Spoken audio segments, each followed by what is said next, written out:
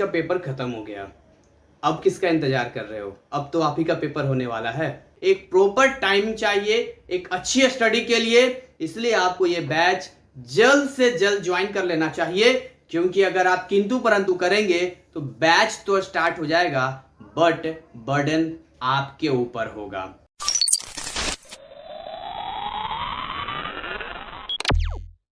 Fundamental particles of atom. देखिए basically जो हमने पढ़ा था वो हमने क्या पढ़ा था, तो हमने ये पढ़ा था कि जैसे कि ये पार्टिकल होता है। इस चैप्टर को समझना बहुत ही आसान चैप्टर है। जैसे ये पार्टिकल है। अब पार्टिकल किससे मिलके बना होता है? सॉरी, ये मैटर है। मैटर किससे मिलके बना है? पार्टिकल से। अभी जो पार्टिकल ये किससे मिलके बना है? मॉलिक्यूल से। और ये मॉलिक्यूल किससे मिलके बना है? एटम से। एटम से। यहां तक हमने पढ़ लिया था। अब जब यहां तक हमने पढ़ लिया, यहां तक चीजें हमने क्लियर कर ली, अब फर्दर इसके बाद हमें पढ़ना है कि अगर हम एक एटम की बात करते हैं तो जहां तक डाल्टन ने कहा था कि भाई एटम को आगे हम लोग फर्दर डिवाइड नहीं कर सकते हैं, लेकिन आपको अच्छे से मालूम है कि एटम के तीन फंडामेंटल पार्टिकल्स होते हैं। इलेक्ट्रॉन होता है, प्रोटॉन होता है और न्यूट्रॉन होता है। There are three fundamental particles of atom. ये तीन फंडामेंटल पार्टिकल्स होते हैं। But we have to understand the proper way the configuration of electron, proton and neutron. क्योंकि जब तक हम कॉन्फ़िगरेशन पे नहीं आएंगे तब तक हमें चीजें क्लियर नहीं होंगी। और इस चैप्टर में हम पढ़ने क्या वाले हैं? इस चैप्टर का नाम क्या है? Atomic structure. ये फिजिक्स में भी है, ध्यान देना, अगर ये चैप्टर समझ गए तो फिजिक्स में भी काम हो जाएगा। एटॉमिक स्ट्रक्चर यानी हम पढ़ने क्या वाले हैं? हम पढ़ने वाले हैं जी, देखिए जो एटम है ना वो उसका स्ट्रक्चर कैसा ये है। और इतना इंटरेस्टिंग चैप्टर है, इतने अच्छे तरीके से मैं पढ़ाऊंगा कि मजा आ जाएगा आपको पढ़ के, और आपको बड़ा अच्छा भी लगेगा। तो देखिए अगर आप बात करते हैं इलेक्ट्रॉन, न्यूट्रॉन और प्रोटॉन की, तो इलेक्ट्रॉन, न्यूट्रॉन, प्रोटॉन में आपका जो न्यूक्लियस होता है ये हो गया N+P। ये राजा रानी की तरह होता है। और ये समझिए इसके चारों ओर इनके सेना होते हैं इलेक्ट्रॉन। इसको बोलते हैं फर्स्ट ऑर्बिट या सेल भी बोलते हैं। SHELL, CELL नहीं, फर्स्ट सेल या ऑर्बिट बोलते हैं। ये आपका सेकंड ऑर्बिट हो गया, ये आपका थर्ड हो गया। तो इस तरीके से ये आपका फोर्थ हो गया। जितना आप ले जा सकते हैं उतना ये जाएगा यहां तक। तो इस तरीके से देखिए, अगर आप ध्यान से देखेंगे तो ये हो गया नंबर 1, ये हो गया नंबर 2, ये हो गया नंबर 3, ये नंबर 4 हो गया। इनमें क्या होता है कि इलेक्ट्रॉन का कॉन्फ़िगरेशन, इलेक्ट्रॉन सेट होता है। तो अभी हम इसकी बात करेंगे। We will not talk about totally, यहाँ हम नहीं कुछ ऐसा बात करने वाले, शुरू में एक एक करके पढ़ेंगे जो चैप्टर इसी के ऊपर है। तो बस इतना ही मैं आपको बता देना चाहता हूं कि यहां पर जो आपको दिख रहा है, ये आपको दिख रहे हैं यहाँ पे, यहाँ पे, यहाँ पे, इन सब में इलेक्ट्रॉन होता है। मतलब ये होता है न्यूक्लियस अपना। This is the nucleus. ये अपना न्यूक्लियस है, मस्त अपना न्यूक्लियस है ये हमारा न्यूक्लियस हो जाता है। न्यूक्लियस के अलावा बाउंड्री जो सेल्स होते हैं, यहां तक आने में भी कई साइंटिस्टों से होकर हम गुजरे हैं, ध्यान देना। ऐसा नहीं कि तुरंत हम यहाँ पर आ गए, एक काफी पार्टिकुलर प्रोसेस के बाद हम यहाँ पर पहुंचे हैं। और मैं आपको बता दूं, यूट्यूब पर वीडियो एक अवेलेबल है। इसी बात से आप अंदाजा लगा सकते हैं। क्लास 9th का एक स्टूडेंट मेरे कोचिंग सेंटर का है, तो उसमें आप देखेंगे मैं उसे कुछ सवाल पूछ रहा हूँ एटॉमिक स्ट्रक्चर में, वो सवाल सारे बता रहा है। तो 9th लेवल पर ही जो है मैं बड़े अच्छे तरीके से पढ़ा देता हूँ। तो आपका तो फिर भी बहुत अच्छा कंटेंट है, बहुत बढ़िया है, तो आपको भी इस पर ध्यान देना है। जिसके दिमाग में अगर हल्का भी ये लग रहा है कि ये चैप्टर जो है कठिन है, ये हल्का भी ये लग रहा है कि भाई चैप्टर बड़ा वो है, तो वो वीडियो जरूर देख लेना, उसमें पता चल जाएगा। 9th का वो स्टूडेंट पूरा आपको बता देगा वो। तो इसलिए चैप्टर बिल्कुल इसमें दम नहीं है। ठीक है, प्रैक्टिस भी इसमें मांगेगा, लेकिन इसमें थ्योरी सेक्शन ज्यादा है और अंडरस्टैंड कॉन्सेप्ट का यूज ज्यादा हुआ है। तो यही सारी चीजें यहाँ पर है। तो आई होप आपको क्लियर हो गया होगा कि जो बीच में न्यूट्रॉन, प्रोटॉन होता है, बाकी जो इलेक्ट्रॉन होता है, डिटेल में चैप्टर तो हम पढ़ ही लेंगे। तो अब देखिए यहाँ पर लिख रहा है फंडामेंटल पार्टिकल्स ऑफ एटम, यानी एटम का फंडामेंटल पार्टिकल। तो इसको हम फंडामेंटल पार्टिकल कहते हैं। ये हो गया इलेक्ट्रॉन, ये हो गया प्रोटॉन और ये हो गया न्यूट्रॉन। इलेक्ट्रॉन, प्रोटॉन और न्यूट्रॉन, ये आपको यहाँ पर हो गया। सिंबल की बात करें, इलेक्ट्रॉन को ई से डिनोट करते हैं, प्रोटॉन को पी से डिनोट करते हैं, न्यूट्रॉन को एन से डिनोट करते हैं। ये पीडीएफ आपको क्लास के बाद मिल जाएगा। इसकी मास की बात करते हैं। देखिए मास बहुत कम होता है। अगर आप मास की बात करें तो इलेक्ट्रॉन का मास कितना होता है? इलेक्ट्रॉन का मास होता है 9.109 इंटू 10 की power minus 31। So can you visualise the mass of electron? -31 आपके लिए एक डाटा हो सकता है, लेकिन अगर आप फिजिकली सोचने की कोशिश करें तो बहुत ही छोटा यूनिट है ये। क्यों छोटा है? इसके पीछे कारण है।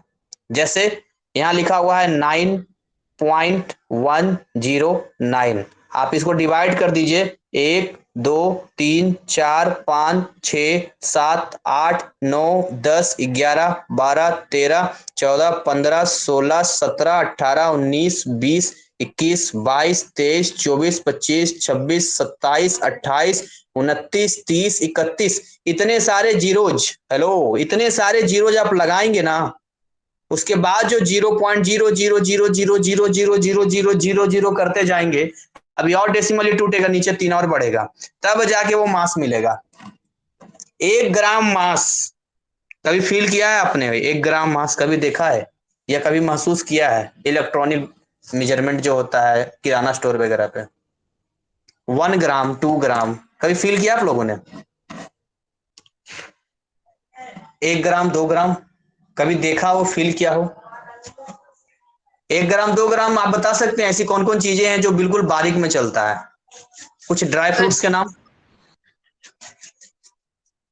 जैसे कुछ ड्राई काजू फ्रूट्स। बादाम। अच्छा, काजू काजू बादाम। बादाम नहीं, वो तो फिर भी भारी हो गया। केसर, चना।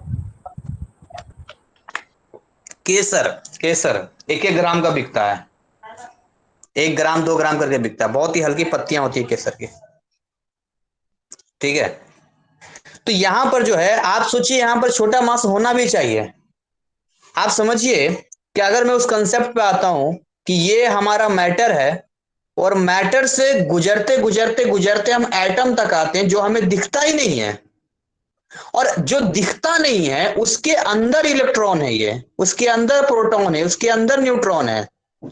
तो दिमाग तो यहीं पर हिल जाता है कि जब एटम इतना छोटा है तो उसके नीचे वाला कितना होगा, ये तो हम लोग सोच ही नहीं सकते हैं। एंटमैन एक हॉलीवुड की मूवी है जिसमें यह बताया गया है कि अगर अपना साइज हम इलेक्ट्रॉन के साइज के बराबर कर लेते हैं, फंडामेंटल साइज के बराबर कर लेते हैं, तो फिर हमारे लिए ये जो दीवार में छेद होता है ना, दीवार में अंदर में बहुत सारे छेद होते हैं। तो जैसे आप बड़े वाले, आपका घर का दरवाजा होता है ना, ये घर का दरवाजा, इससे आप इस तरफ से उस तरफ चले जाते हैं। वैसे अगर आप साइज छोटा कर लें तो आप किसी भी दीवार, किसी भी बाउंड्री को क्रॉस कर सकते हैं। बस उसमें मेंटली बहुत स्ट्रांग रहना पड़ता है, क्योंकि तुरंत बाद आपको साइज छोटा करना है, उधर जाके साइज बड़ा कर लेना है। तो ये बहुत ध्यान रखना पड़ता है। उस मूवी में दिखाया गया है कैसे जो है सब एटॉमिक पार्टिकल उसको कहते हैं, इसको फंडामेंटल पार्टिकल भी कहते हैं, सब एटॉमिक पार्टिकल भी कहते हैं। तो कैसे अंदर में जाके जो है फंस जाता है, और वहां टाइम बहुत बड़ा हो जाता है। जैसे हमारे लिए 365 दिन 1 साल है, तो जैसे ही साइज छोटा हो जाता है तो उसका टाइमिंग और बड़ा हो जाता है। ये सारी चीजें हैं, टाइम मशीन वगैरह में इसका इस्तेमाल किया जाता है। उसके बाद देखिए चार्ज की अगर बात किया जाए, द मोस्ट इंपॉर्टेंट थिंग जो आपको ध्यान देना है यहाँ पे, जो चार्ज होता है इलेक्ट्रॉन का, -1.602 इंटू 10⁻⁻19 होता है। ये चार्ज होता है किस पे? इलेक्ट्रॉन पे। अब सर रिलेटिव चार्ज तो देखिए -1 बोलेंगे, रिलेटिव चार्ज मतलब बोलते हैं कि -1 है, बट एक्चुअलिटी में जो चार्ज होता है इलेक्ट्रॉन का, ये होता है। या फिजिक्स पढ़ेंगे, इलेक्ट्रिक करंट, इलेक्ट्रोस्टैटिक, तो वहां पर ये जरूर ये आपको ये रट जाएगा। 1.602 कभी लिखते हैं कभी नहीं लिखते हैं, लेकिन 1.6 इंटू 10⁻⁻19 इलेक्ट्रॉन है तो माइनस में, प्रोटॉन का उतना ही होता है, प्लस में होता है यहाँ पे। और आगे हम लोग बात करते हैं यहाँ पर प्रोटॉन के बारे में। तो ये है प्रोटॉन भाई साहब, और इनकी अगर हम बात करें तो प्रोटॉन का मास कितना होता है? 1.673 इंटू 10⁻⁻27। अब इसका जो चार्ज है वो उतना ही है, बट प्लस में है, और रिलेटिवली +1 होता है ये। अगर आप न्यूट्रॉन की बात करते हैं, न्यूट्रॉन का मास होता है 1.675 इंटू 10⁻⁻27, बट इस पे कोई चार्ज नहीं होता, न्यूट्रॉन न्यूट्रल होता है, आपको ध्यान रखना पड़ेगा। और रिलेटिव चार्ज भी इस पे 0 हो जाएगा यहाँ पे। तो ये आपको इसमें जो याद रखना है वो मेन में, ये इलेक्ट्रॉन निगेटिव है, प्रोटॉन पॉजिटिव है, न्यूट्रॉन पे कोई चार्ज नहीं है, और ये डाटा आपको याद रखना है। मास वाला एक पल के लिए नहीं भी याद है तो भी चलेगा, वैसे याद होना चाहिए, लेकिन आपको ये चार्ज वाला और ये इस पे किस पे प्लस माइनस होता है ये ध्यान रखना जरूरी है। आगे हम लोग फर्दर बात करते हैं तो हम देखते हैं कि atomic number, atomic mass, isotopes and isobars, हम इसकी बात करेंगे। आप मुझे बताइए कि क्या आप लोगों को क्लियर है? एटॉमिक नंबर 1 से 20 तक एलिमेंट्स याद हैं आप लोग को? Yes sir. हाँ, बहुत जरूरी है और याद रहना भी चाहिए। हाइड्रोजन से लेकर कैल्शियम तक का सफर है हमारा।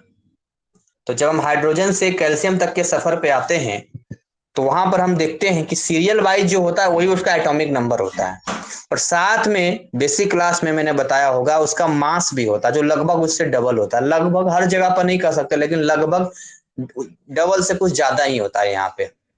तो अगर आपको एटॉमिक मास नंबर समझ में आता है, एटॉमिक मास समझ में आता है, तो आपको आइसोटोप और आइसोबार भी समझ में आएगा। आप समझिए यहाँ पे। देखिए, अगर हम बात करते हैं एटॉमिक नंबर की, तो एक्चुअली में एटॉमिक नंबर हमें बताता क्या, ये समझना पड़ेगा। तो जो हमारा एटॉमिक नंबर होता है वो दिखाता है कि इसमें कितना इलेक्ट्रॉन है, और जितना इलेक्ट्रॉन होता है उतना ही प्रोटॉन भी होता है। भाई किसी को न्यूट्रल रहना है, जैसे मैंने यहां पर बोला सोडियम, Na, ये सोडियम है। तो भाई ये सोडियम है, तो इस पे कोई प्लस चार्ज दिख रहा है आपको या माइनस चार्ज दिख रहा है? दिख रहा है इस पे कोई चार्ज आपको? No sir. नहीं दिख रहा है। तो कोई चार्ज नहीं दिख रहा, मतलब जितना प्लस उतना माइनस है। ये तभी पॉसिबल है जब इसके अंदर जितना इलेक्ट्रॉन हो उतना ही प्रोटॉन हो। अच्छा, आप मुझे एक बात बताइए कि ट्रांसफर किसका होता है, प्रोटॉन का या इलेक्ट्रॉन का? मूव कौन करता है? इलेक्ट्रॉन। इलेक्ट्रॉन। इलेक्ट्रॉन, क्योंकि प्रोटॉन तो राजा है, वो तो अंदर रहेगा। बट बाहर में अगर इलेक्ट्रॉन जो है कम जाता है तो हम कहते हैं प्रोटॉन बढ़ गया है। प्रोटॉन जितना है उतना ही रहता है। जैसे अगर मैं इसको Na प्लस ले लूं, अब देखिए इस पे प्लस चार्ज आ गया है। प्लस चार्ज आने का मतलब है कि Na का मतलब ये 11 नंबर पे आता है, जिसके पास 11 इलेक्ट्रॉन है और इसके पास 11 प्रोटॉन है। 11 है। लेकिन जब आप Na प्लस की बात करते हैं तो आप मुझे बता सकते हैं कि इसमें कितना इलेक्ट्रॉन होगा? सर 10। हाँ, 10 इलेक्ट्रॉन होगा। प्लस का मतलब होता है कि इसने अपना इलेक्ट्रॉन दिया है, जो जितना इलेक्ट्रॉन किसी को देता है उस पर प्लस चार्ज आ जाता है। और इसमें प्रोटॉन कितना होगा? 11। 11। अभी भी देखिए उतना ही है, प्रोटॉन अभी भी उतना ही है। तो ये हमें क्लियरली समझना पड़ेगा। ज्यादातर हम इसी के बारे में पढ़ते हैं, न्यूट्रल ही पढ़ते हैं यहाँ पर। ये चार्ज वाला तो हम बाद में पढ़ते हैं, इसका तो बाद का कहानी है ये, इसको तो आप हटा ही दीजिए अभी। तो जब हम एटॉमिक नंबर की बात करते हैं तो बेसिकली किसी का भी एटॉमिक नंबर आपको नंबर ऑफ इलेक्ट्रॉन और सेम नंबर ऑफ प्रोटॉन बताता है यहाँ पर। और एटॉमिक मास क्या बताता है ये समझिए। जो न्यूक्लियस के अंदर N प्लस पी होता है, जो न्यूक्लियस के अंदर आप N प्लस पी लेते हैं, तो N प्लस पी की जो वैल्यू होती है वही एटॉमिक मास होता है। इतनी छोटी सी बात आपको ध्यान रखनी है, छोटी सी बात है। इसको मास नंबर भी कहते हैं। जैसे सोडियम का मास नंबर होता है 23। मैं आपसे इसे पूछता हूं, यहां पर देखिए, मैं आपसे एक सवाल यहां पूछता हूं। सोडियम का अगर आप आते हैं, ये अपना सोडियम है, तो सोडियम की अगर हम बात करें तो सोडियम का मास नंबर होता है 23, और एटॉमिक ये है मास नंबर, और इसके पास 11 है इसका एटॉमिक नंबर। तो आप मुझे बताइए कि सोडियम के पास कितना प्रोटॉन है 11 है सर। और इलेक्ट्रॉन कितना है?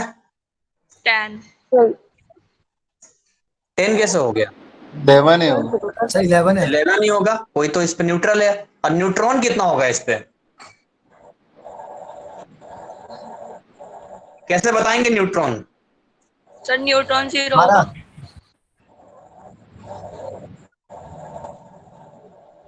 न्यूट्रॉन की वैल्यू कैसे बताएंगे आप? Sir mass number minus atomic number. हाँ, ये 23 है क्या? ये 23 क्या है? सर मास है। N+P है ना? Yes sir. तो N+P 23 है और P आप कह रहे हैं इसमें 11 है, तो न्यूट्रॉन को तो फिर 12 होना पड़ेगा तभी तो कंप्लीट होगा। 23 मतलब 23 में से 11 घटा देंगे, mass number minus atomic number. इतनी छोटी सी बात है। तो ये पूछता है कई बार इसमें कितने न्यूट्रॉन है, इलेक्ट्रॉन प्रोटॉन तो आप आराम से बता देंगे, लेकिन न्यूट्रॉन के बारे में तो बस सिंपल सी फंडा कि भाई N+P बीच में रहता है, तो N+P बीच में रहेगा तो फिर इसको कैसे करेंगे, तो इस तरह से करेंगे, बात खत्म। आगे हम लोग बात करते हैं। तो ये उसी फंडे पर हम लोग आगे बढ़ रहे हैं और इसी फंडे पर हम लोग काम कर रहे हैं। तो नेक्स्ट अगर हम बात करते हैं कि आइसोटोप क्या होता है और आइसोबार क्या होता है, इसको समझते हैं हम लोग। देखिए आइसोटोप, इसको देखिए TOP, टॉप, टॉप मतलब पोजीशन होता है, कौन सा पोजीशन लिया है, ठीक है, आप ये समझना पड़ेगा। तो आइसोटोप कहता है यहां पे कि कोई भी दो एलिमेंट या दो से ज्यादा भी हो सकता है जिसका एटॉमिक नंबर सेम हो, ध्यान दीजिएगा, इसका एटॉमिक नंबर सेम हो, क्योंकि एक ही पोजीशन रहना है, तो एक ही पोजीशन रहना है तो एटॉमिक नंबर जो है यहां पर सेम आना चाहिए।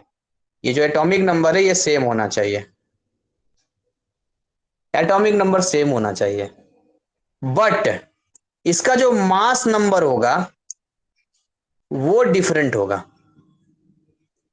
अगर मास नंबर डिफरेंट है तो आप ये समझिए कि यहां पर जो है ये आइसोटोप में है। अगर मैं इसका कुछ एग्जांपल दूं आपको, जैसे हाइड्रोजन द मोस्ट, हाइड्रोजन,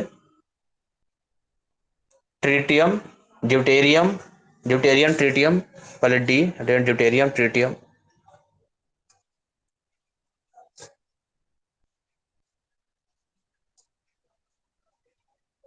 इन सब को ध्यान से आप देखेंगे।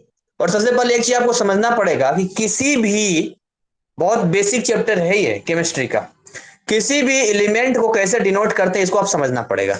ये सिंबल यहां पर दिया गया है, इस सिंबल को आपको समझना है। इस सिंबल में ध्यान से देखिए, एटॉमिक नंबर को और मास नंबर को हम लोग कैसे रिप्रेजेंट करते हैं ये आपको समझना है यहां पे, ठीक है।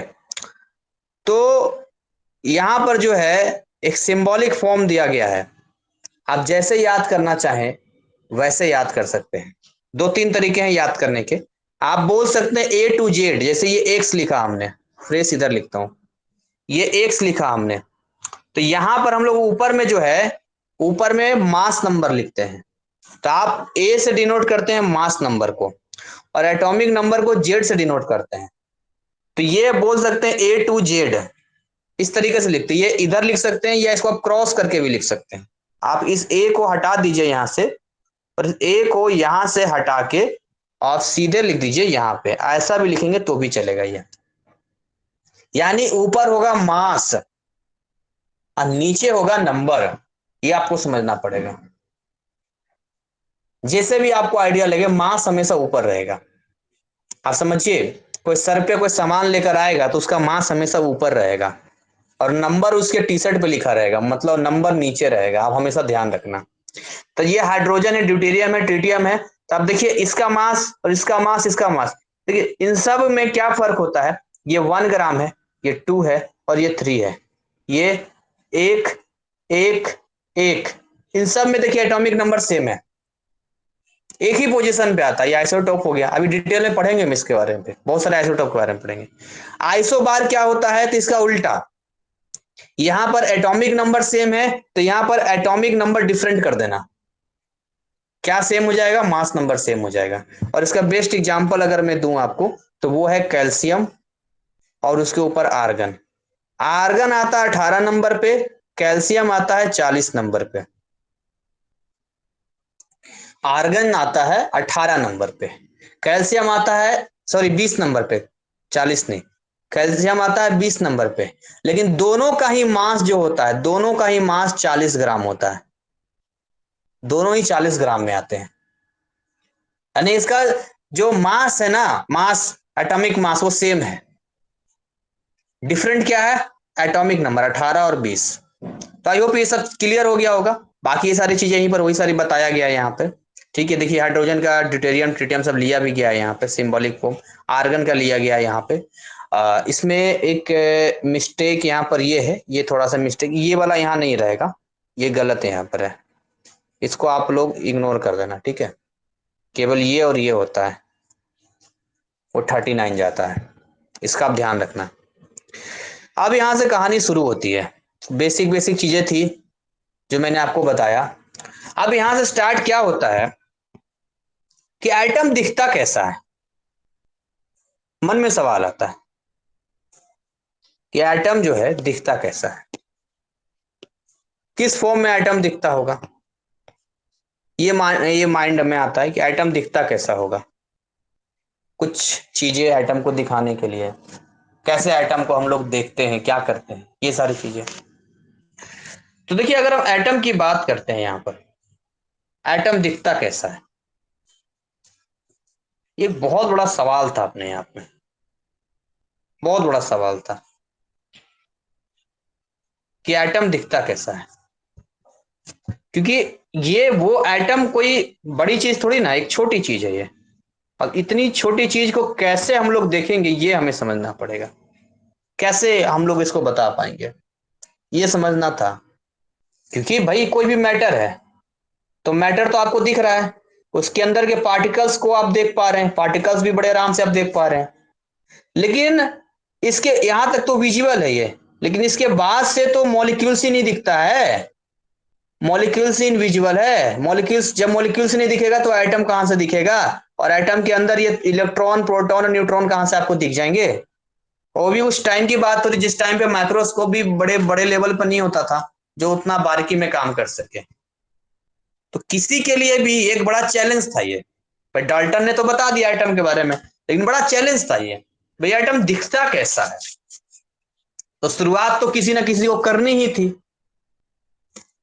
तो शुरुआत हुई, किसने शुरुआत किया, थॉमसन ने, जे थॉमसन ने। जे थॉमसन ने इसकी शुरुआत किया, नंबर सबसे पहले साइंटिस्ट जे थॉमसन ने कहा। हालांकि एक फनी वे में लगा जो उन्होंने बताया, लेकिन उन्होंने एक, जैसा तारबूज होता है ना, उस तरह का मॉडल दिया उन्होंने। अब क्या उनके माइंड में चला, कुछ सोचा सोचा ही होगा उन्होंने, ऐसी बात तो नहीं है। जे थॉमसन ने कॉन्सेप्ट दिया, और कॉन्सेप्ट के हिसाब से कहता है कि तारबूज को आप ध्यान से देखिए, तारबूज में आप देखेंगे एक हिस्सा लाल वाला होता है जो उसका फ्रूट वाला मीठा वाला होता है, और उसी लाल वाले हिस्से में जो है, उसी लाल वाले हिस्से में आप देखेंगे क्या होता है। तो उस लाल वाले हिस्से में आप देखेंगे कि उसमें बीज होते हैं, बीज, सीड्स होते हैं, ब्लैक कलर के, ब्लैक कलर का होता है। जैसे कि आप यहां पर अगर बनाएं,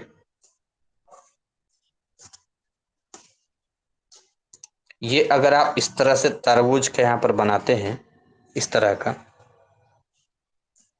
तो आप देखेंगे इसमें ब्लैक कलर के बहुत सारे बीज होंगे, इस तरह के, इस तरह से बहुत सारे बीज होंगे ये ब्लैक कलर के। और बाकी का हिस्सा जो लाल वाला होगा यहाँ पे, जो रेड कलर में होगा, ये जो लाल वाला हिस्सा बीच में आपको दिखेगा, ये सब क्या होता है, फ्रूट वाला हिस्सा होगा यहाँ पे। तो यहाँ पर जो है उनका कॉन्सेप्ट भी इसी के ऊपर था, यहाँ पे कुछ इस तरह से था यहाँ पे। तो जैसे आपको ये तारबूज दिखता है, वही मॉडल पे जे थॉमसन ने बताया।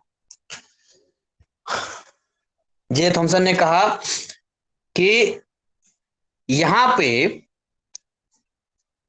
जो आपको दिख रहा है, ये ब्लैक कलर वाला, ये जो ब्लैक कलर का आपको दिख रहा है, ये इलेक्ट्रॉन है। और कहा कि इसमें जो लाल कलर का आपको दिख रहा है, ये प्रोटॉन है। हालांकि इलेक्ट्रॉन प्रोटॉन की उसमें बात ही नहीं थी, ये कहना बिल्कुल गलत होगा, तो मैं गलत लिख रहा हूं वहां पर। उस टाइम पे इलेक्ट्रॉन, ये कहा ये नेगेटिव है, और ये कहा ये पॉजिटिव है। सोचिए, ऐसा मॉडल दिया जे थॉमसन ने। अब किसी ने, कुछ था ही नहीं वहां पर, तो कुछ भी कोई कर बोल सकता है। अब साइंटिस्ट है, अपने का रेपुटेशन होता है, तो कहा ठीक है। लेकिन ये आगे इसको फर्दर ले जाना मुश्किल काम था, क्योंकि इससे आगे कोई डिस्कशन नहीं हो पा रहा था। आगे कुछ ये चीजें आगे उस तरह का, मतलब आगे बात नहीं बन पा रही थी। तो जो जे जे थॉमसन का यहां पर कॉन्सेप्ट आया वो कॉन्सेप्ट बस यहीं तक रहा, इसके आगे ये नहीं बढ़ पाया। जे जे थॉमसन के बाद अब अगले साइंटिस्ट की तैयारी थी। नेक्स्ट आप अगर अगले साइंटिस्ट पे आते हैं जे जे थॉमसन के बाद, तो वो मैं आपको देखिए इसमें दिखा देता हूं, पहले जे जे थॉमसन के बारे में, फिर अगले वाले पे आता हूं। ये देखिए ये जे जे थॉमसन साहब है, ये J J Thomson, Thomson model of the atom. क्या कहता है ये थॉमसन मॉडल एटम का? कहता Thomson considered an atom to be a sphere of uniform positive charge into which the negatively charged electron are embedded. This model is like plum pudding dotted with raisins. तो ये electron है, बाकी ये sphere जो है positive है। This model of an atom could not explain many experimental facts, so it was abandoned. मतलब इसको आगे नहीं बढ़ाया जा सका, रुक गया गाड़ी यहां पर ये। अब बात आई नेक्स्ट साइंटिस्ट की। नेक्स्ट अगले साइंटिस्ट की बारी थी। अब अगले साइंटिस्ट पे जब हम आते हैं तो अगले साइंटिस्ट की बात थी रदरफोर्ड की। रदरफोर्ड साहब आए और रदरफोर्ड ने बताया इसके बारे में, एटम के बारे में। रदरफोर्ड ने क्या बताया इसको समझते हैं। यहाँ पर रदरफोर्ड ने क्या बताया, क्या एक्सपेरिमेंट किया, वो सारी चीजें समझते हैं। बहुत इंटरेस्टिंग है ये अपने साइंटिस्ट अपने लाइफ में आप देखते हैं इतने बिजी होते हैं कि बस इनको अपने दिन दुनिया से मतलब नहीं होता, बस अपने पूरी लाइफ जो है इनका वो लैब में ही गुजरता है इनका। तो अब यहाँ पर रदरफोर्ड ने कुछ चीजें पहले नोट किया, जैसे कि अब वहां पर थॉमसन ने कहा था कि यूनिफॉर्मली डिस्ट्रीब्यूटेड है पॉजिटिवली चार्ज और जहां तहां नेगेटिव चार्ज है, ये कहा। तो रदरफोर्ड ने सबसे पहले एक एक्सपेरिमेंट किया रदरफोर्ड ने, क्योंकि रदरफोर्ड को सबसे पहले यह जानना था कि जैसे थॉमसन ने कहा था कि यहां पर जो है पॉजिटिवली चार्ज जो है, यहां पर जो पॉजिटिवली चार्ज है वो जहां तहां है। तो बस ये जानना चाह रहे थे रदरफोर्ड कि इसके अंदर अगर पॉजिटिवली चार्ज जहां तहां है तो वो किस तरीके से, बस ये समझना चाह रहे थे, वो ये जानना चाह रहे थे पॉजिटिवली या नेगेटिवली किस तरीके से, वो ये बस जानना चाह रहे थे वो। इतनी सी चीज क्लियर हो जाए तो बात बन जाएगी यहाँ पर, और क्या दिक्कत है यहाँ पे। तो इसके लिए बहुत जरूरी था कोई ना कोई एक्सपेरिमेंट सेटअप तैयार करना। अब अंदर घुस के थोड़ी ना पता चलेगा, खाने की चीज थोड़ी जो पता चलेगा, कुछ ना कुछ एक्सपेरिमेंटल फैक्ट से पता चलेगा कि अंदर में पॉजिटिव है तो पूरे में पॉजिटिव है, ये छोटा सा पॉजिटिव है या पूरा नेगेटिव है। इट्स अ बिग क्वेश्चन, अपने आप में एक सवाल था ये। सवाल एक अपने आप में था कि भाई अंदर में जो पॉजिटिव है वो किस तरीके से, क्योंकि जो थॉमसन ने कहा, ऐसी बात नहीं है कि वो बिल्कुल उसको बोले नहीं थॉमसन बिल्कुल आप गलत हैं, लेकिन उस चीज को, उस कॉन्सेप्ट को आगे बढ़ाया। तो उन्होंने एक एक्सपेरिमेंट किया, उन्होंने दिमाग लगाया और सोचा कि इस एक्सपेरिमेंट से एक चीज तो क्लियर उनकी हो गई, जो मैं आपको कंक्लूजन बताऊंगा यहाँ पर, वो क्या होती है अभी आपको पता चल जाएगा। आपको बोरिंग तो नहीं लग रहा पढ़ने में? ठीक लग रहा है? आप बता सकते हैं मुझे, ठीक लग रहा, समझ में आ रहा है? Yes sir. मजा आ रहा है? हाँ सर ठीक है। ये सब रटा हुआ है हमारा। देखिए यहां पर क्या है, एक एक्सपेरिमेंट सेट किया उन्होंने, गोल्ड फॉइल लिया। गोल्ड फॉइल, मैं तो मजाक में कई बार कहता हूं कि वाइफ का ले लिया हुआ घर से लाके, ये इस तरह से ले लेते हैं, इस तरह से बाउंड्री की तरह यहां पर हम घेर देते हैं यहाँ पे, ठीक है। और इसके अंदर जो है हम लोग एक काम करते हैं कि जहां तक ये लगा देते हैं डिटेक्ट करने के लिए, इस तरह से। उन्होंने अपने एक स्टूडेंट्स के साथ में, स्टूडेंट्स कहेंगे या जूनियर कहेंगे, उसके साथ एक्सपेरिमेंट सेटअप किया था, लेकिन नाम तो आखिरकार रदरफोर्ड का ही हुआ। अब देखिए यहाँ पर जो गोल्ड फॉइल यहाँ पर लिया, यहाँ पे बीच में, यहाँ पर एक गोल्ड फॉइल लिया इस तरह से, एक एटम लिया गोल्ड फॉइल का इस तरीके से। तो ये गोल्ड फॉइल यहाँ पर लिया इस तरीके से, इस तरह से ले लिया, सोने की पत्ती यहाँ पर ले लिया, बोला इससे अच्छा कौन सा होगा, ये बढ़िया है, गोल्ड का ले लिया यहाँ पे। उसके बाद इन्होंने एक्सपेरिमेंट सेटअप तैयार किया। एक्सपेरिमेंट सेटअप में जानना यह था कि जो गोल्ड फॉइल है इसके बीचों बीच में कुछ ऐसा है क्या है। तो इसके लिए एक यहाँ पर तैयार किया गया कि यहां से अल्फा रे निकाला जा सके। अल्फा पॉजिटिव होता है, अल्फा रे। अल्फा रे यहां पर तैयार किया गया, यहां से मान के चलिए, यहां पर मैं ऐसे ही बना दे रहा हूं, बाकी नोट्स में बना हुआ। मान चलिए अल्फा रे भेजा जाएगा यहां से। तो अगर अल्फा रे यहां भेजा जाएगा, यहां पे समझिए, यहां पर जो रे यहां से निकल रहा है, यहाँ पॉजिटिव रे है, बस यही समझिए। यहां पर ये पॉजिटिव रे है, अल्फा रे, इसको अल्फा बोलते हैं, अल्फा रे, ये पॉजिटिव रे है। ये हमें मालूम है कि पॉजिटिव हम दे रहे हैं। तब क्या यहां हो सकता है भाई? ये तो यही हो सकता है ना कि अगर हम पॉजिटिव दे रहे हैं, ऑप्शन क्या है? नंबर ए, अगर वहां पॉजिटिव निकला, मतलब ये इस गोल्ड वाले में, तो बताइए उसको डिफ्लेक्ट करेगा कि अट्रैक्ट करेगा? क्या करेगा? डिफ्लेक्ट। डिफ्लेक्ट करेगा। बी, चांसेस थे, अगर या तो पॉजिटिव या तो नेगेटिव, दो होगा। अगर नेगेटिव हुआ तो क्या करेगा? अट्रैक्ट करेगा, डिफ्लेक्ट करेगा? अट्रैक्ट। अट्रैक्ट। अट्रैक्ट करेगा। ये मालूम नहीं था रदर रिपोर्ट को, वो जानते नहीं थे इस बात को। वो तो एक्सपेरिमेंट है ना, तभी तो एक्सपेरिमेंट कर रहे हैं वो यहाँ पे, इससे एक्सपेरिमेंट को सेटअप कर रहे हैं यहाँ पे। जब ये सिस्टम तैयार किया गया तो आखिरकार पता चल गया कि वो पॉजिटिव है कि नेगेटिव है। और पता ये चला यहाँ पे कि बहुत सारे रे ऐसे थे, देखिए इसमें बहुत सारे ऐसे आया, यहाँ से बहुत सारे भेजा गया, झुंड में भेजा गया एकदम। तो ये आया और आके ये ऐसे हो गया, यहाँ पर देखिए, यहाँ से डिटेक्ट कर लिया गया, यहाँ से डिटेक्ट कर लिया गया, ये आया, ये आया, ये आया, और यहां से ये निकल गया। यहाँ पर देखिए ये जा रहा है, ये डिटेक्ट कर, और ऐसे करके जो है बहुत सारा तो मतलब सीधा निकल गया, बहुत सारा एकदम सीधा निकल गया, बहुत सारा स्ट्रेट भी निकल गया, बहुत सारे स्ट्रेट निकल गए, बहुत सारे स्ट्रेट निकल गए। कहते हैं कि कोई 20,000 या 18,000 में एक, 18 या 20,000 में कोई एक, बिल्कुल जिस रास्ते से गया उसी रास्ते पे आया।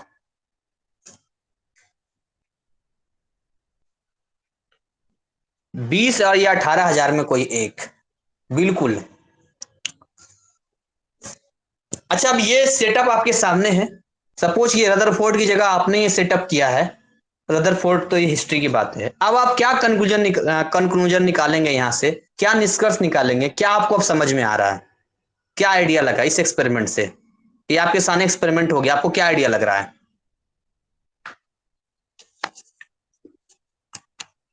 क्या माइंड में चल रहा है इसको देख के? क्या क्या आप पॉइंट लिखेंगे इससे? क्या क्या आपको जानने को मिला? इस आइटम के बारे में क्या टिप्पणी करना चाहेंगे, कमेंट करना चाहेंगे? सिलेबस में मत जाइए, गलत भी होगा तो भी चलेगा। आप अपना बताइए, क्या लगता है आपको? एक्सपेरिमेंट है ये, एक्सपेरिमेंट हम सब ने मिलकर किया है। किसी का कोई दिमाग में आ रहा हो, कुछ कहना चाहेंगे इसको देख के? कुछ आइडिया किसी को लग रहा है? किसी को नहीं लग रहा कुछ आइडिया यहां पर? गलत ही सही, कुछ तो बोलो। आगे साथ में एक्सपेरिमेंट कर रहे हो, रदरफोर्ड की तो कहानी बीत गई है। अच्छा चलो ठीक है, मैं ही बताता हूँ। यहां से क्या सेटअप तैयार हुआ इसको समझते हैं। यहां पर देखिए, एक बात तो क्लियर हो गई कि वो भी छोड़िए, सबसे पहले ये बात तो क्लियर हो गई कि यहाँ पर डिफ्लेक्शन हो रहा है। तो बताइए यहाँ पर अंदर में पॉजिटिव है या नेगेटिव है? क्या लगता है आपको? सब पॉजिटिव होगा। पॉजिटिव है। अच्छा, दूसरी बात ये है कि यहाँ पर ये जो टक्कर हो रहा है ना, ये टक्कर में उससे थोड़ा गलत हो गया है। ये टक्कर यहां से टक्कर हो रहा था, यहां से टक्कर हो रहा था, मतलब ये यहां आके यहां से जा रहा था, ये यहां आके यहां से आ रहा था, मतलब सेंटर में थोड़ा सा टकरा रहा था, उससे डिफ्लेक्शन हो रहा था, बाकी सीधा निकल रहा था। यानी एक बात क्लियर हो गई कि जो पॉजिटिव है वो हर जगह नहीं है, वो केवल और केवल सेंटर में है। ये केवल सेंटर में है, ये बात क्लियर हो गई, केवल सेंटर में है ये, ओनली सेंटर में। और वो इतना छोटा है, वो इतना छोटा है कि बाकी सारे तो सीधा निकल जा रहा है। इसी वजह से तो इतना छोटा है, तभी तो 20,000 या 18,000 रेज में से कोई एक ही टकरा के सीधा बैक दे रहा है, रिफ्लेक्ट कर रहा है। 18,000 में से कोई एक। तो यहां से एक बात, दो बातें क्लियर हुई। पहली बात तो पॉजिटिव है लेकिन न्यूक्लियस में है, और दूसरा most of the space of the atom are vacant, खाली है, ज्यादातर हिस्सा खाली है, सटा एकदम सीधा निकल जा रहा है। डिटेक्ट करने के लिए लगा था नहीं, डिटेक्ट करने के लिए सब लगा था, डिटेक्ट करने के लिए। एकदम खाली है, सीधा निकल जाएगा। अच्छा, आप गेस कर सकते हैं क्या, या कुछ आइडिया? एक एटम और उसका न्यूक्लियस, एक एटम के रिस्पेक्ट में उसका न्यूक्लियस कितना छोटा होगा, इसको समझाने के लिए आपको एग्जांपल दे सकते हैं या गेस कर सकते हैं कितना छोटा होगा? क्या लगता है आपको?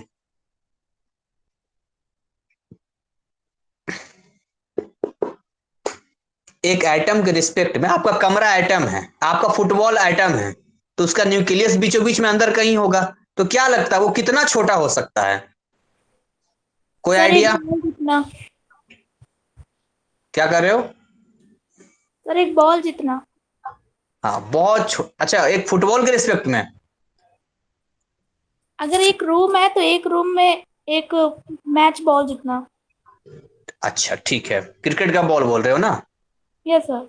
हाँ, तो मतलब आपने अच्छी बात है गेस किया यहाँ पर। जैसे एक कमरा है, लेट बी सपोज ये बड़ा सा एक कमरा है जो इस तरह का है, कलर में चेंज कर देता हूँ, ऐसा पढ़ाऊंगा कि याद रहेगा, भूलोगे नहीं।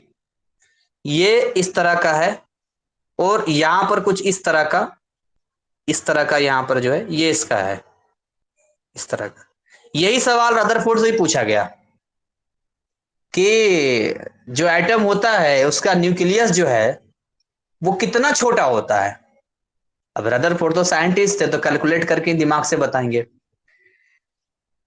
अब जो बताने वाला हूं उससे आप शॉक्ड मत होना, जो चीज मैं आपको बताने वाला हूं ताज्जुब मत करना, क्योंकि रदरफोर्ड ने वो बताया है और इसको एक बड़े लेवल पे बताया है, और वो काफी आसान है। उन्होंने कहा कि अगर एक क्रिकेट का ग्राउंड लिया जाए, क्रिकेट का एक ग्राउंड लिया जाए, लेट मी सपोज ये क्रिकेट का ग्राउंड है, इस तरह क्रिकेट ग्राउंड है जिसका रेडियस 5 किलोमीटर है। आप मुझे क्या आप ये विजुलाइज कर सकते हैं वो कितना बड़ा स्टेडियम होगा जिसका रेडियस 5 किलोमीटर का है? मतलब सेंटर से कहीं भी आप जाएंगे किसी भी बाउंड्री पे, तो आपको 5 किलोमीटर जाने में लगेगा। तो आप आपको कैसा लग रहा है ये जानकर, कितना बड़ा स्टेडियम होगा? ये बहुत बड़ा होगा, एवरेज होगा, या ठीक ठाक है? कैसा लगता है ये? 5 किलोमीटर रेडियस है, बड़ा सर होगा। एवरेज होगा। बड़ा होगा सर। बहुत बड़ा हो गया ना ये बहुत तो। बड़ा होगा सर। आप अपने घर को सेंटर मान लीजिए, आप जहां पर बैठे हैं उसको सेंटर मान लीजिए, और वहां से हर डायरेक्शन में 5 किलोमीटर चलना शुरू कीजिए। तो अप्रोक्सीमेटली 5 किलोमीटर जब हम चलते हैं, तो 5 किलोमीटर अच्छा खासा डिस्टेंस है ये, हम कम नहीं कह सकते हैं 5 किलोमीटर को। और फिर उतना बड़ा एरिया आप जब उसको घेरेंगे, तो आप सोचेंगे कि इतना बड़ा स्टेडियम तैयार होगा, इतना बड़ा तैयार होगा, मतलब उसमें कितने सोसाइटी आ जाएंगे, मुझे लगता है एक शहर बस जाएगा उसके अंदर, आराम से एक शहर आ जाएगा। तो कहा उन्होंने कि अगर 5 किलोमीटर रेडियस का एक क्रिकेट का स्टेडियम या कोई भी प्लेग्राउंड या फील्ड ले लिया जाए, क्रिकेट या चलिए एक फील्ड ले लिया जाए जो एक 5 किलोमीटर रेडियस का हो, तो उसका जो न्यूक्लियस होगा वो एक क्रिकेट का बॉल होगा, एक क्रिकेट का बॉल होगा। देखिए कि मैं केवल पॉइंट बना रहा हूं यहां पर रेड कलर का, एक केवल पॉइंट बना रहा हूं। This is the nucleus of 5 kilometre. इससे यह पता चलता है कि अगर इतना बड़ा एटम लिया जाए तो उसका जो न्यूक्लियस होगा वो क्रिकेट का बॉल होगा जिससे आप खेलते हैं। अच्छा, आप मुझे बता सकते हैं इतने बड़े ग्राउंड में अगर सेंटर में क्रिकेट का बॉल रख दिया जाए और उसके बाद आपको इसके बाहर, यानी यहां से या यहां से इसके बाहर, यहां से आपको फायरिंग करनी हो, रेज की फायरिंग करनी हो, तो कितनी पॉसिबिलिटी है कि आपका रे इस बॉल से टकराएगा? कितनी पॉसिबिलिटी आपको लगती है? सर क्या लगता बहुत है? कम। 99% चांस बनेगा सर, नहीं टकराएगा। तो आप इसी से अंदाजा लगाइए कि एटम के रिस्पेक्ट में जो एटम हमें दिखता ही नहीं है, we can not see our naked eyes, with our naked eyes हम नहीं देख सकते अपनी खुली आंखों से, उसके अंदर भी न्यूक्लियस इतना छोटा, कल्पना करना ही मुश्किल हो रहा है। विजुलाइज करने में ही जो है माइंड जवाब दे रहा है कि बस रहने दो, अब मुझे इससे ज्यादा नहीं सोचना है। माइंड करा होगा यार, इससे ज्यादा मुझे नहीं सोचना है, मैं नहीं आगे सोच पा रहा हूँ। तो ये एक बहुत बड़ा कॉन्सेप्ट आया, एक रिवोल्यूशनरी क्रांति बोल सकते हैं, रदरफोर्ड की वजह से ये चीजें आई है यहाँ पर। और यहाँ से ये चीजें फिर आगे बढ़ी, ये कॉन्सेप्ट आगे बढ़ा, इन चीजों को बढ़ाने में मदद मिली यहाँ पे। तो एक कंक्लूजन पे निकला रदरफोर्ड ने। ये तो एक्सपेरिमेंट था यहाँ पर, एक्सपेरिमेंट में उन्हें मालूम नहीं था, बस जो जो चीजें थी उसके हिसाब से उन्हें बताया एक्सपेरिमेंट है, ये एक्टिविटी हुई है। क्या क्या एक्टिविटी हुई, तो बहुत सारे इसमें सीधा निकल गया, कुछ यहाँ पर जो है एक्यूट एंगल पे या ऑप्टिक एंगल पे टकराया है, 18,000 में ये से कोई एक ही जो है सीधा गया और सीधा आया है। ये कुछ चीजें यहाँ पर जो है हम केवल लिखा, राइट डाउन किया कि क्या क्या हुआ है, बस वो सारे पॉइंट यहाँ पर लिखा है। तो एक्सपेरिमेंट पूछेगा तो यही सारे पॉइंट आपको लिखना, क्या क्या एक्टिविटी में उनको क्या दिखा, निष्कर्ष नहीं। कंक्लूजन जब पूछेगा, मॉडल पूछेगा, एक्सपेरिमेंट पूछेगा तो खाली यही लिखना है। जब मॉडल पूछेगा तो मॉडल में फिर वो पूरा सेटअप तैयार करके देना पड़ता है, उसको आपको पूरा डिटेल में बताना पड़ता है। तो जब आप मॉडल पे आएंगे तब आपको वहां पर ये डायग्राम से काम नहीं चलेगा। वो कौन से डायग्राम से काम चलेगा तो मैं आपको दिखाता हूं, देखिए एक बार देख लेते हैं। यहाँ पे ये रदरफोर्ड है, ये देखिए, ये सारा मेरा ही हैंड राइटिंग है, मैंने ही लिखा है इसको। रदरफोर्ड बॉम्बार्डेड मतलब जो है एक के बाद एक बॉम्बार्डिंग करते हैं। 100 nanometre gold foil with high speed alpha particles and notice visual lights scintillation zinc sulphide screen. ये जो स्क्रीन आपको दिख रहा है, ये वाला स्क्रीन जो दिख रहा है, ये जिंक सल्फाइड का स्क्रीन है, जो जहां तहां डिटेक्ट करने के लिए दिया गया। जिंक सल्फाइड कहाँ होता है, जो टीवी वगैरह चलता है तो उसके पीछे जो है आप देखेंगे पिक्चर ट्यूब होता है एक, ये टीवी का ऐसे जाके इस तरह का चला जाता है पीछे, यहाँ एक पिक्चर ट्यूब होता है। यहाँ पर टीवी कोई पुराना आपने खोला होगा कभी, तो एक पिक्चर ट्यूब होता है, अगर ये उड़ जाता है तो दिक्कत हो जाता है। और इसके स्क्रीन के पीछे जो है कलर किया जाता है जिंक सल्फाइड से यहाँ पर, जिससे यहाँ पिक्चर आ सके, डिटेक्ट कर सके यहाँ पर। तो यहाँ पर जो है आगे हम अगर बात करें इनके चीजों पे, तो ये पूरा सेटअप है। ये सोर्स ऑफ अल्फा पार्टिकल्स है, ये आपका लेड का प्लेट है ताकि सीधा जा सके, इसमें लेड का प्लेट जा सके। यहाँ पर ये गोल्ड फॉइल लिया गया है, ये वाला यहाँ पर लिया गया है। और यहाँ पर जो है ये पूरा सेटअप तैयार किया गया है यहाँ से, और इस तरीके से यहाँ कुछ कंक्लूजन यहाँ पर सामने मिलेगा। यहाँ क्या क्या उन्होंने मतलब ऑब्जर्व क्या किया वो खाली लिखना है आपको, यही ध्यान देना है उन्होंने क्या क्या ऑब्जर्व किया है। कंक्लूजन अभी आएंगे हम लोग, बस ऑब्जर्व क्या क्या इसको समझते हैं यहाँ पर। तो ऑब्जर्व देखिए क्या क्या किया यहाँ पर।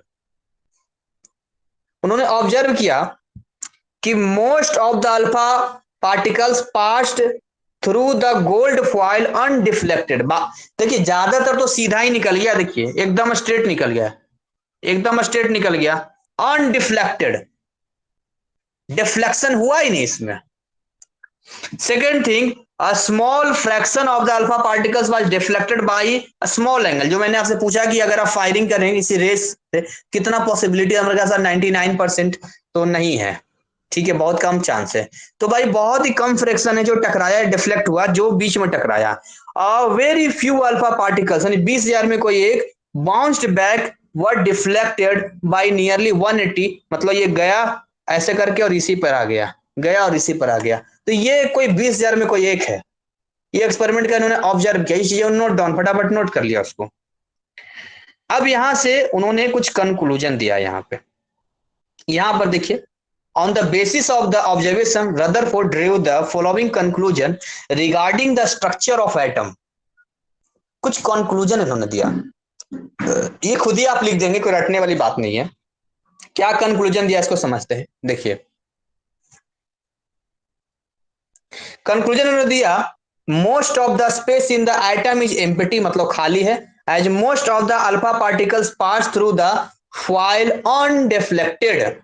क्या इस बात से आप लोग सहमत हैं, ये बात आपको समझ में आ रही है, जो पहला पॉइंट है? Yes sir, yes sir.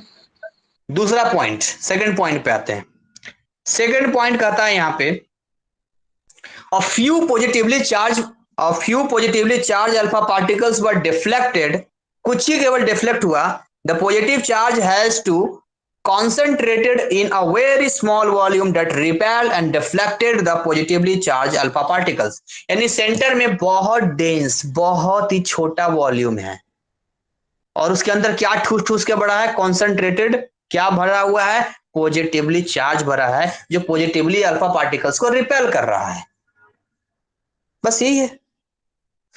उसके बाद यहां पर क्या है, कहता है कि the volume occupied by the nucleus, nucleus का जो वॉल्यूम है वो कितना ऑक्यूपाइड है? तो नेग्लिजिबली, मतलब उतना ही बड़े स्टेडियम में क्रिकेट का बॉल तो ना के बराबर है। वो क्या है? कुछ small as compare to the total volume of the atom. और उसका एग्जांपल देखिए नोट में मैंने दिया है, if a cricket ball represent a nucleus, अगर क्रिकेट बॉल को न्यूक्लियस लिया जाए तो कितना बड़ा एटम होना चाहिए? Then the radius of atom would be 5 kilometre, 5 kilometre का होना चाहिए। यहाँ पे 5 किलोमीटर का होगा, काम हो जाएगा अपना, कोई दिक्कत वाली बात नहीं यहां पर। चलिए कोई बात नहीं, नेक्स्ट हम लोग बात करते हैं। अब रदरफोर्ड का nuclear model of the atom आते हैं कि रदरफोर्ड का क्या nuclear model of the atom है, इसको समझते हैं। यहां पे कहता on the basis of alpha particle scattering experiment Rutherford put forwarded 19, देख रहे हैं टाइमिंग, ये 1912 nuclear model of the atom दिया उन्होंने, nuclear model of the atom. अब उसमें क्या दिया उन्होंने, उसको समझते हैं, मैं आपको बना के दिखाऊंगा इसके बाद। कहता है सबसे पहला point, the positively charge and most of the mass of the atom was dense concentrated in extremely small reason called nucleus. जो पॉजिटिवली चार्ज है और जो मास है वो बहुत ही डेंस, डेंस मतलब एक छोटे जगह में जब बहुत सारी चीजें ठूस ठूस के डाल दी जाती है उसको डेंस कहते हैं। तो डेंसली कॉन्सेंट्रेटेड होता है बहुत ही छोटे जगह में, जिसको हम न्यूक्लियस कहते हैं। न्यूक्लियस में मतलब मास भी उतना में है, उतना बड़ा स्टेडियम है ना, उसका मास वही क्रिकेट का बॉल में ही है। And the second point, the nucleus is surrounded by electrons. ये न्यूक्लियस जो है इलेक्ट्रॉन से सराउंडेड है चारों तरफ से, that move around the nucleus with a very high speed in circular paths called orbit like solar system। यहीं पर ये बात फंस गया था इनका, इस सेकंड पॉइंट में ही फंस गए थे ये। मैं भी पिक्चर ड्रॉ करके दिखाता हूं। Third, electrons and nucleus are held together by electrostatic force of attraction. क्या आप मानते हैं कि नेचर में प्लस और माइनस आपस में अट्रैक्ट करते हैं, अट्रैक्शन होता है? इस चीज को आप एक्सेप्ट करते हैं? Yes, sir.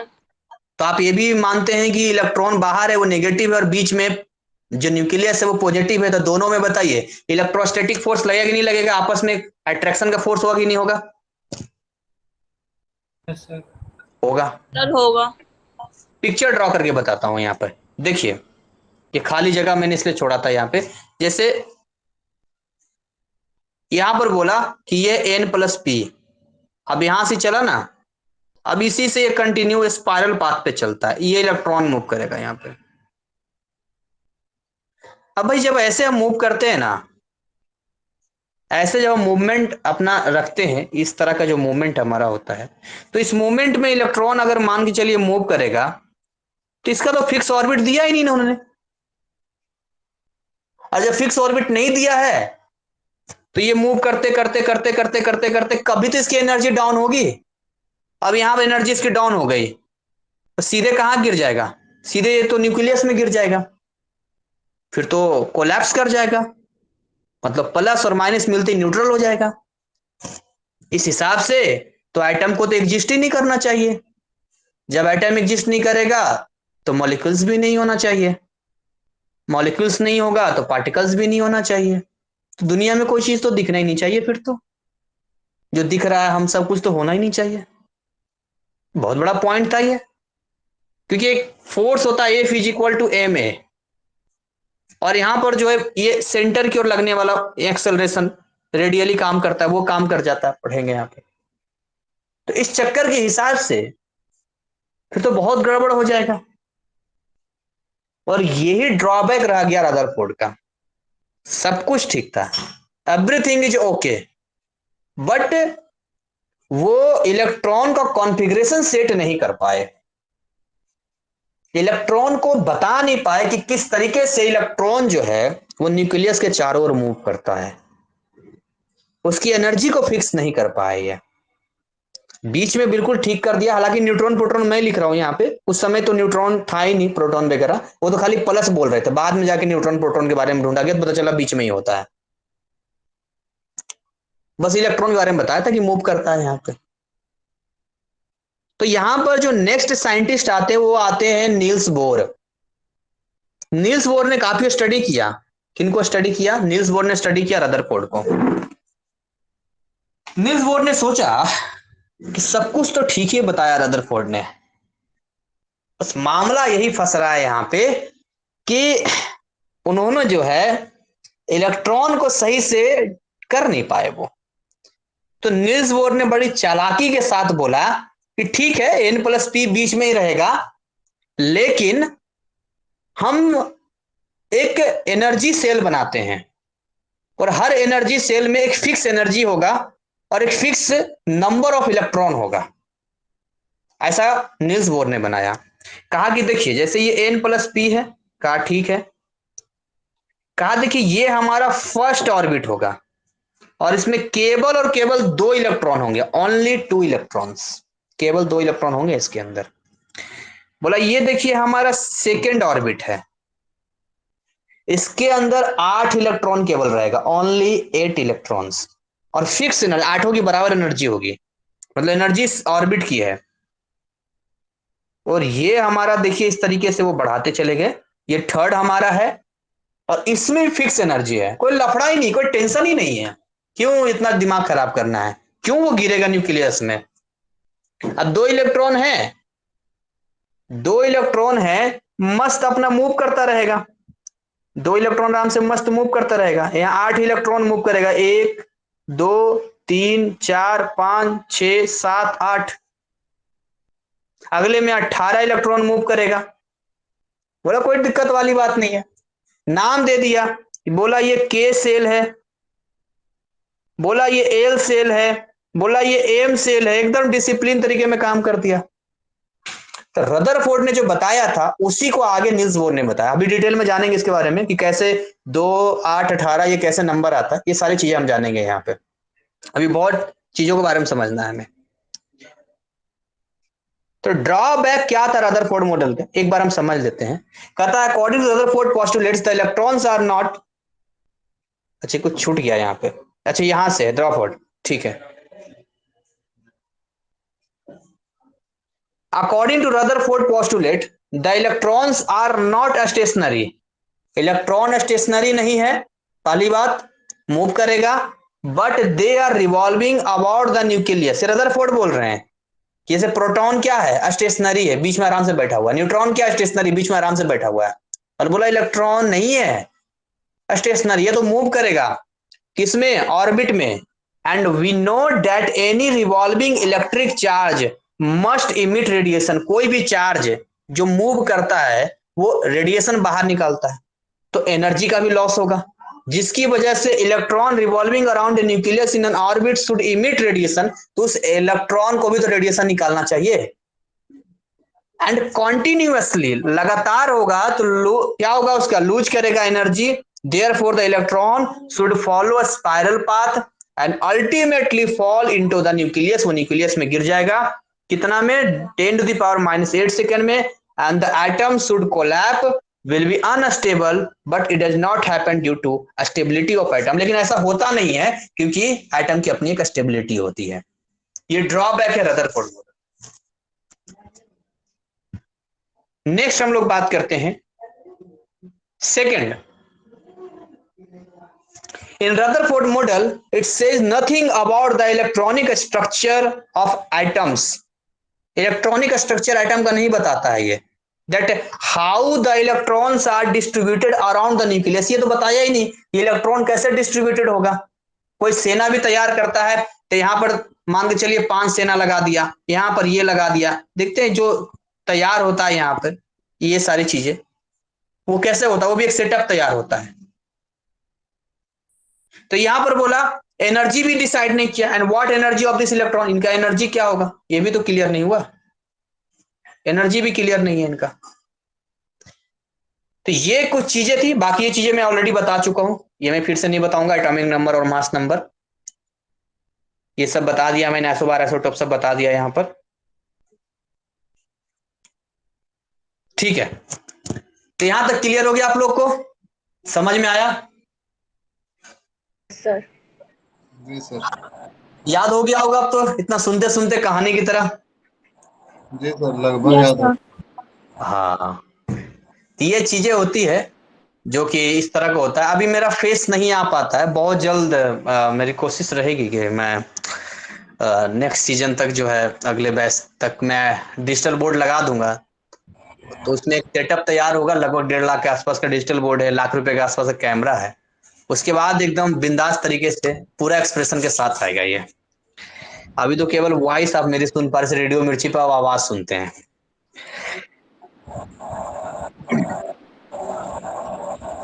अब देखिए आगे बात करते हैं। In the formulation of the Bohr model of atom, two developments played a major role. पहली बात तो ये है कि dual character of electromagnetic radiation, which means that radiation possess both, ये वेव लाइक भी होता है रेडिएशन, और पार्टिकल नेचर दोनों होता है। वेव हम दोनों पढ़ेंगे इसमें, हम वेव वाला भी पढ़ेंगे और पार्टिकल पढ़ेंगे, दोनों चीजें पढ़ेंगे यहाँ पे। कि जैसे आपके पास कोई सिग्नल आ रहा है तो वो पार्टिकल के हिसाब से भी पढ़ेंगे उसको, और वेव के हिसाब से भी पढ़ेंगे। और एक पढ़ना है एटॉमिक स्पेक्ट्रा, वो हम पढ़ेंगे उसमें। तो ये कुछ चीजें हैं यहाँ पर वेव नेचर का, ये वेव नेचर का यहाँ पर है ये चीजें यहाँ पे। फिर पार्टिकल नेचर पे हम लोग आएंगे, तो पार्टिकल नेचर का पढ़ेंगे हम लोग। फिर एटॉमिक स्पेक्ट्रा पर आ जाएंगे हम लोग। तो मैं बेसिकली जो है यहाँ पर आपको उसका बता देता हूँ, बोर का बताता हूँ, फिर क्लास ओवर कर दूंगा। नील्स बोर का बता देता हूँ। देखिए नील्स बोर ने क्या कहा कि जैसे ये n+p है, ये रहेगा, बीच में बनाता हूं मैं, दिस इज n+p, ये न्यूक्लियस है, और यहां पर जो है ये आपका हो गया के सेल, के सेल हो गया, जिसमें हम कहते हैं कि n की वैल्यू 1 है, ये के सेल का n वाला हटा देता हूं मैं। और ये आपका जो है ये हो गया एल सेल, ठीक है। ये आपका हो गया एम सेल, और ये आपका हो गया एन सेल। बस इतना काफी है, इतना में सारा काम हो जाता है। आप जैसे के सेल की बात करते हैं, तो अगर आप के सेल की बात करते हैं तो एन इज इक्वल टू कितना हो गया 1। कैसे निकालते थे, फॉर्मूला है यहां पर। तो इलेक्ट्रॉन का फॉर्मूला होता है 2n², ये फॉर्मूला होता है। तो यहां इलेक्ट्रॉन कैसे निकलेगा, 2 × 1 का स्क्वायर तो कितना हो गया, 2 इलेक्ट्रॉन हो गया। एल सेल की बात करते हैं, तो एल सेल में एन की वैल्यू कितनी है, 2 है। तो इलेक्ट्रॉन कितना हो जाएगा यहाँ पे, 2 × 2 का स्क्वायर, तो 2 दूनी 4 दूनी 8, 8 इलेक्ट्रॉन। के एल एम सेल की अगर बात करते हैं, तो एम सेल में कितना इलेक्ट्रॉन हो जाएगा, तो 2 और 3 का स्क्वायर, तो हो गया 18 इलेक्ट्रॉन। ये 18 इलेक्ट्रॉन पे हम लोग आ गए यहाँ पे। K cell, L cell, M cell, N cell, ये सारा सेटअप हमारा तैयार हो गया यहाँ पे। ये मॉडल दिया, अब बोला फिक्स एनर्जी पर चलेगा, ये बोर ने दिया। आगे डिटेल में आप पढ़ेंगे इसको, इसकी किस तरह से हम आगे बात करें, इसी के ऊपर पूरा पढ़ना है चैप्टर। बाकी क्वांटम नंबर स्पेशल पढ़ना है, इसको बोलते हैं क्वांटम नंबर। ये 1 2 3 कैसे बढ़ जा रहा है अपने अपने? सीरियल नंबर है ना ये। अच्छा, सीरियल नंबर के हिसाब से। हाँ, और ये 1 2 3 4 सीरियल नंबर हो गया। नाम हो गया के से स्टार्ट किया है। के आप क्या, क्यों के से स्टार्ट किया मुझे नहीं पता, लेकिन के से स्टार्ट किया, के से एल से एम से एन से, इतने काफी है। और मैं इसके ऊपर आपको एक वीडियो भेजूंगा क्वांटम नंबर के ऊपर, उसको आप जरूर देखिएगा। क्वांटम नंबर के ऊपर वीडियो, फिर आपसे डाउट पूछूंगा, आपको जो भी चीजें होगी फिर फर्दर जो जो होमवर्क में वीडियो के रूप में देखना कंपलसरी है, मैं पहले बता देता हूँ। ठीक है, आपको पढ़ाई जो है ढंग से करनी पड़ेगी, अच्छे से करनी पड़ेगी, तब आपको समझ में आएगा। तो इसी के साथ आज क्लास हम यहाँ पर ओवर करते हैं। कैसा रहा आप लोग क्लास आज का, बढ़िया रहा, नया चैप्टर था। जी सर।